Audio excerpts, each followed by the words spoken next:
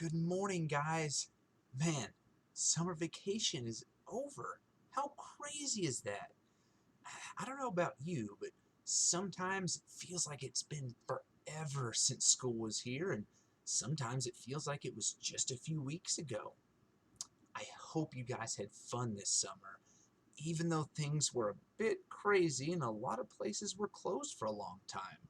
But being stuck at home doesn't have to be boring.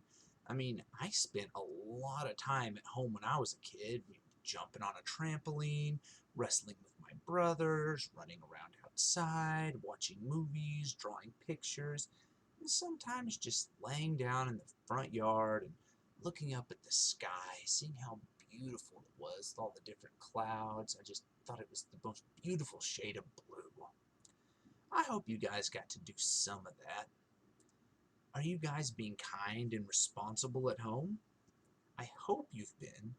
I'm going to ask your parents about it when we start going back to the church. Anyway, school is just about to start, and I hope everything is awesome for you guys when it does. Let's do our opening together. Repeat after me if you'd like, or just do the hand symbols with me. We are Unitarian Universalists. We are the Church of the Open Mind, the Loving Heart, and the Helping Hands. Together we care for our earth and work for friendship and peace in our world. Let's begin. Do you guys know what a compass is? It's this thing right here. Look, I know I'm not a great artist. I'm sorry about that. I know you guys have seen one of these before, either at home or at a store, on a TV show or a movie, or even in Minecraft. These are in Minecraft. Do you know what a compass does? A compass is used to help people find the right way to go, which is really useful when they get lost. See the red part of that thing in the middle? It tells you which way you're going. Like right now, it's pointing to the N, which means north. So you would know that you were walking north. If it was pointing to one of the other letters, which means, E is east, S is south, W is west, or if it's pointing in between them, like, here would be northeast, this would be southeast, this would be southwest, and northwest, you know that you were walking in that direction. If you're lost and you need to know which direction would be the right direction to go in, a compass is a great thing to have.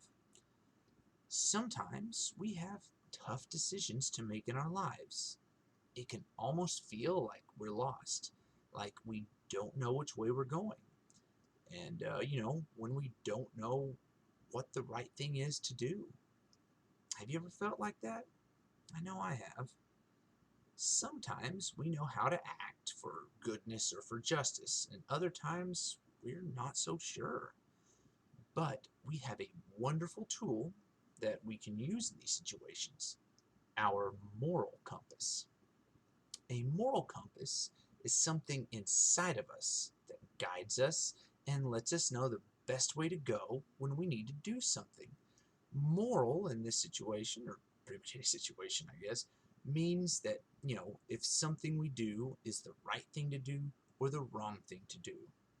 Now, let's say that, you're at the store and you see someone get their change back, and when they go to put it in their pocket, they accidentally drop a $10 bill on the ground and they don't notice and they just go to leave. There are a few different things you could do.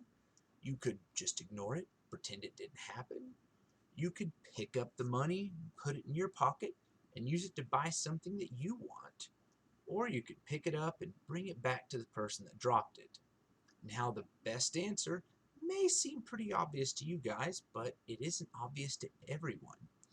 In this situation, what we will do will depend on our moral compass and what is the best path it tells us to take.